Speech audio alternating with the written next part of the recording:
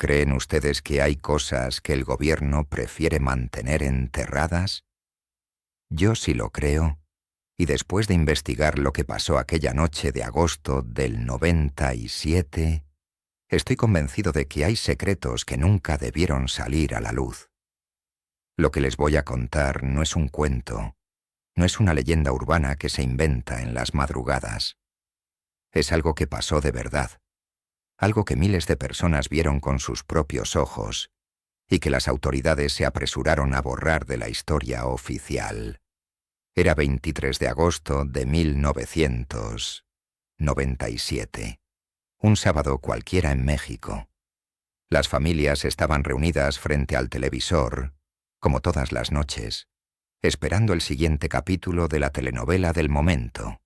Los niños ya estaban en pijama, las madres terminaban de recoger los platos de la cena, los padres se acomodaban en sus sillones con una cerveza en la mano. Todo era normal, predecible, seguro. Nadie imaginaba que en menos de 5 minutos, esa tranquilidad se convertiría en la pesadilla más perturbadora que la televisión mexicana jamás había transmitido. Antes de seguir, déjame pedirte algo. Si esta historia te está atrapando, si quieres conocer la verdad completa sobre lo que realmente sucedió aquella noche, suscríbete a Millennium Planet.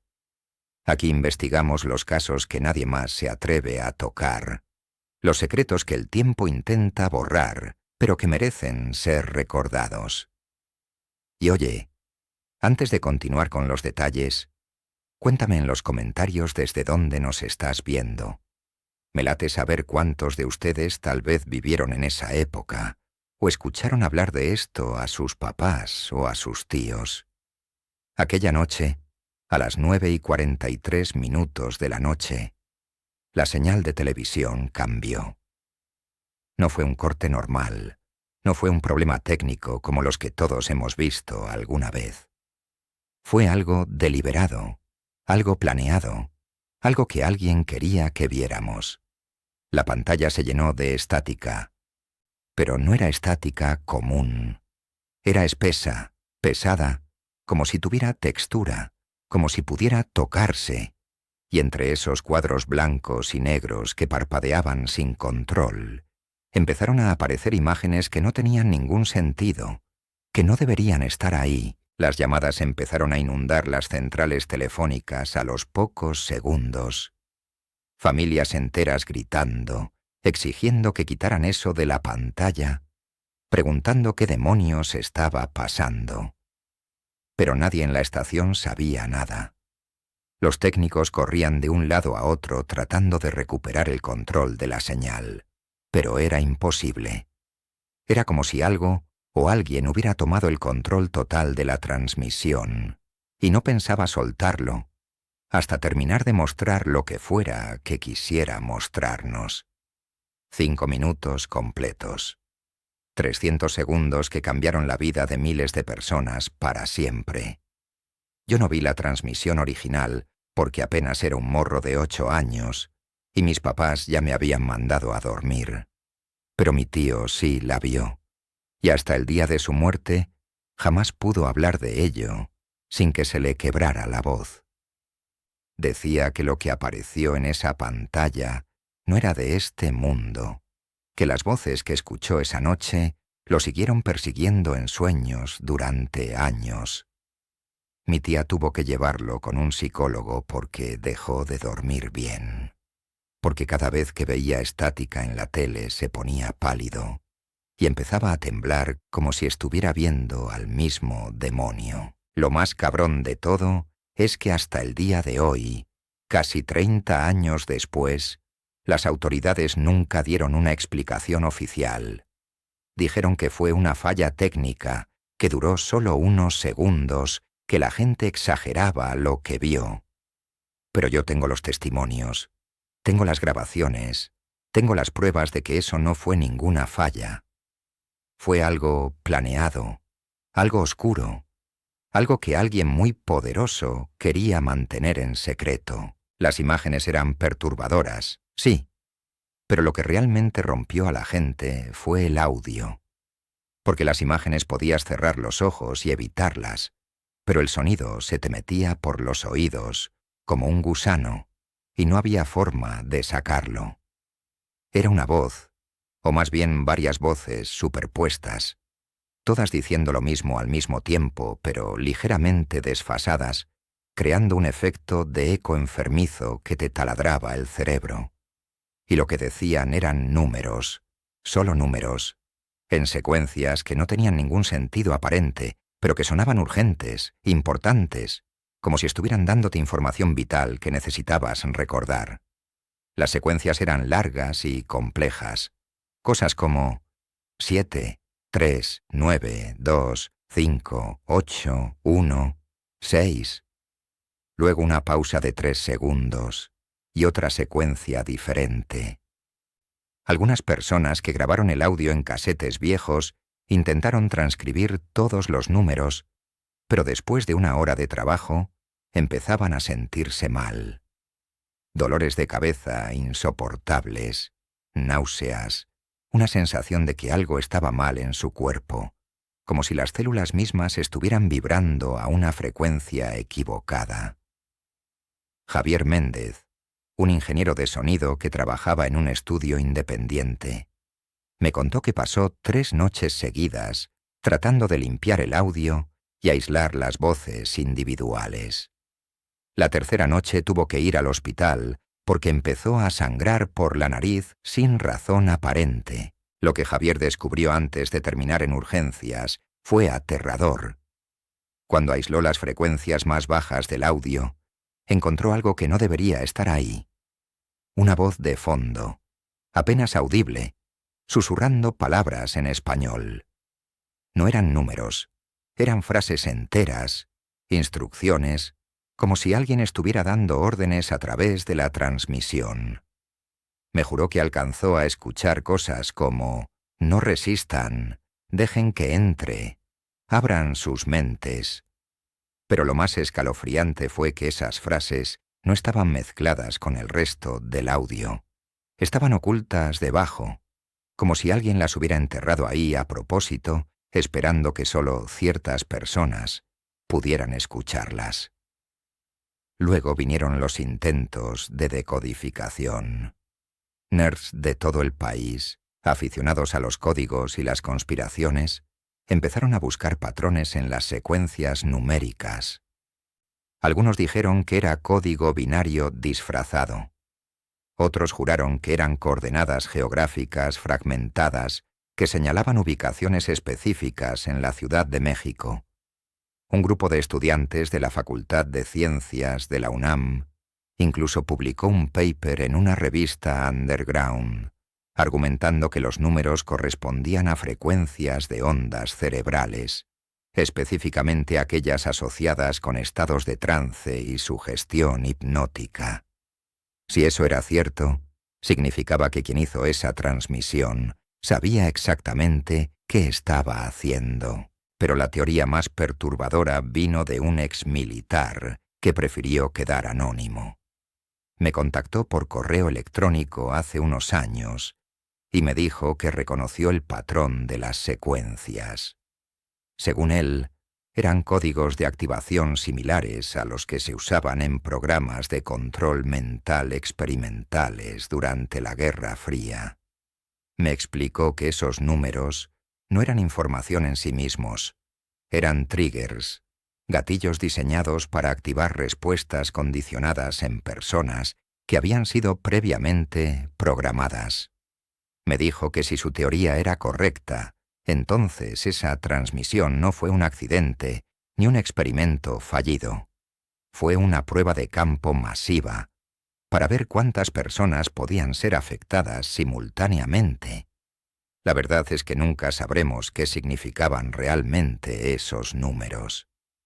Todos los análisis oficiales fueron clasificados o simplemente desaparecieron de los archivos públicos. Los ingenieros de sonido que trabajaron en ellos terminaron con problemas de salud inexplicables o simplemente dejaron la industria y nunca volvieron a hablar del tema. Como si alguien hubiera decidido que ciertas verdades no debían salir a la luz. Lo que les voy a contar ahora es la parte que más me cuesta, porque no estamos hablando de teorías ni de especulaciones. Estamos hablando de gente real, de familias enteras que se desmoronaron después de aquella noche. Porque ver esa transmisión no fue como ver una película de terror que te asusta un rato y luego se te olvida. Fue como si algo se hubiera roto dentro de ti, como si alguien hubiera metido la mano en tu cabeza y hubiera movido las piezas del lugar, y después ya nada volvió a encajar como antes. Carmen Ruiz tenía 32 años cuando vio la transmisión completa.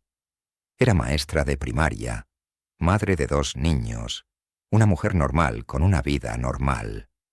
Me cuenta que las primeras semanas después del incidente no pudo dormir más de 2 horas seguidas. Cada vez que cerraba los ojos veía esos rostros, esas imágenes que se colaban entre la estática. Pero lo peor no eran las imágenes, era el sonido. Me dijo que podía escuchar los números todo el tiempo, como un zumbido constante en el fondo de su mente, como si alguien hubiera dejado una radio encendida dentro de su cráneo y no hubiera forma de apagarla.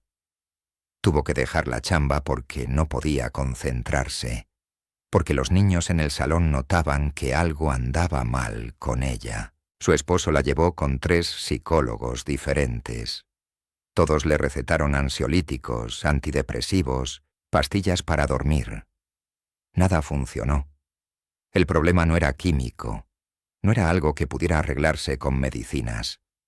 Era como si esa transmisión hubiera dejado una cicatriz en su cerebro, una herida que no podía sanar porque no era física. Después de 6 meses, su matrimonio se acabó. Su esposo no podía más, no entendía qué le pasaba, por qué no podía simplemente olvidarlo y seguir adelante. Los niños se fueron a vivir con la abuela. Carmen terminó en un departamento pequeño en Iztapalapa, sola, sin trabajo, aferrándose a la botella para poder dormir aunque sea unas horas. Pero Carmen no fue la única. Hay cientos de casos documentados de personas que desarrollaron insomnio crónico después de aquella noche.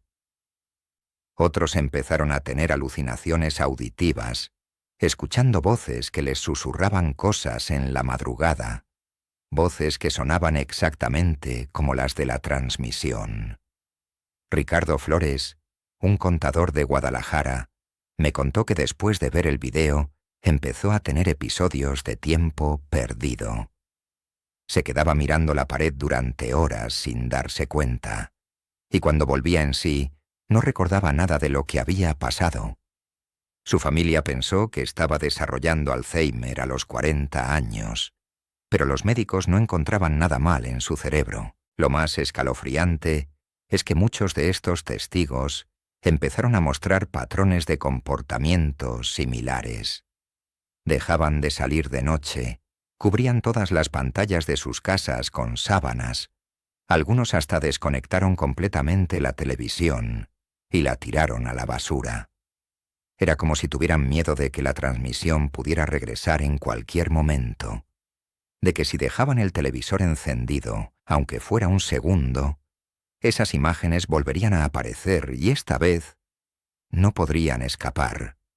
Había un terror profundo, visceral, de que lo que fuera que había entrado en sus mentes aquella noche todavía estaba ahí, esperando, observando.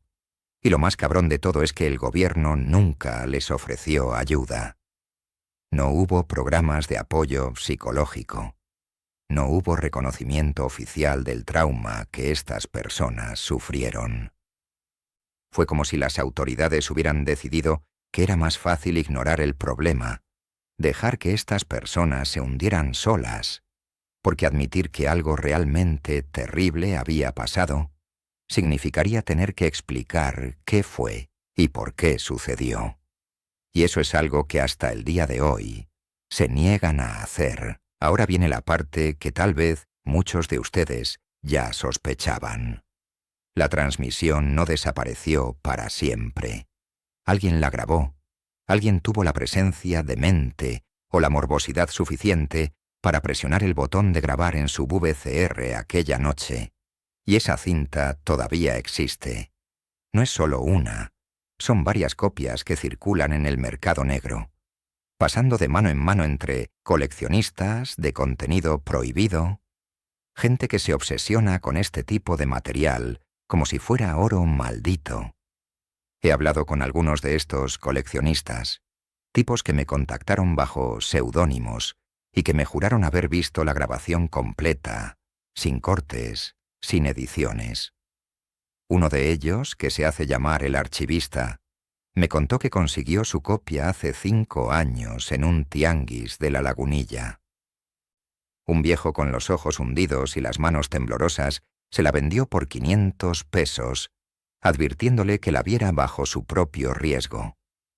Me dijo que la cinta tiene exactamente 5 minutos y 37 segundos de metraje, y que cada vez que la reproduce, su reproductor de VHS hace un ruido extraño, como si las cabezas magnéticas estuvieran leyendo algo más que solo la señal de video. Dice que después de verla 3 veces, empezó a tener los mismos síntomas que los testigos originales.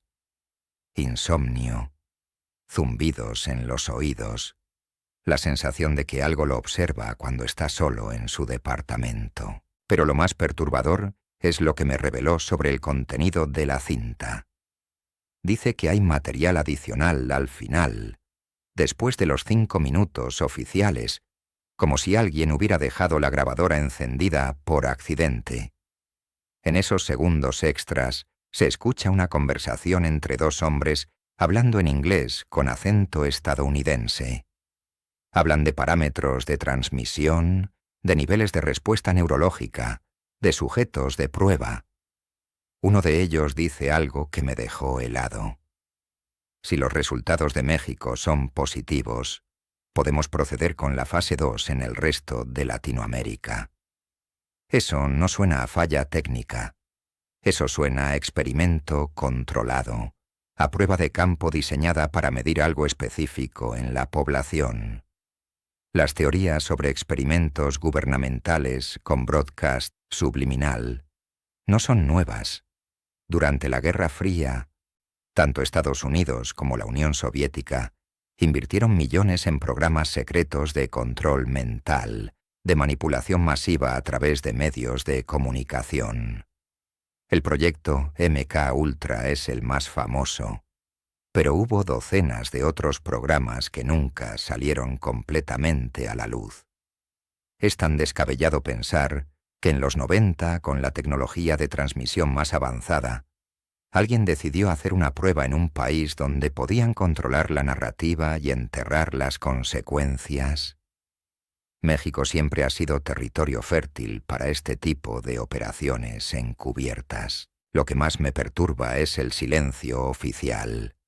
Casi 30 años después, ni una sola institución gubernamental ha abierto archivos sobre lo que pasó aquella noche.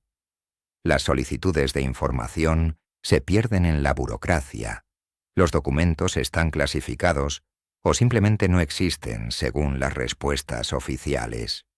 Es como si alguien hubiera borrado metódicamente todo rastro del incidente, dejando solo los testimonios fragmentados de personas traumatizadas que nadie quiere escuchar. Y mientras tanto, esa cinta sigue circulando, infectando a nuevas víctimas, perpetuando un ciclo de terror que nunca termina. Si llegaste hasta el final de esta historia, si aguantaste conocer toda la verdad sobre la transmisión interrumpida de 1997, entonces sabes que hay cosas en este mundo que es mejor dejar enterradas. Pero también sabes que la verdad merece ser contada, aunque duela, aunque asuste, aunque nadie quiera escucharla. Por eso te invito a que te suscribas a Millennium Planet, porque seguiremos destapando los secretos que otros prefieren mantener ocultos. Y ahora déjame hacerte una pregunta que no vas a poder quitarte de la cabeza. ¿Y si esa transmisión no fue el final, sino apenas el principio?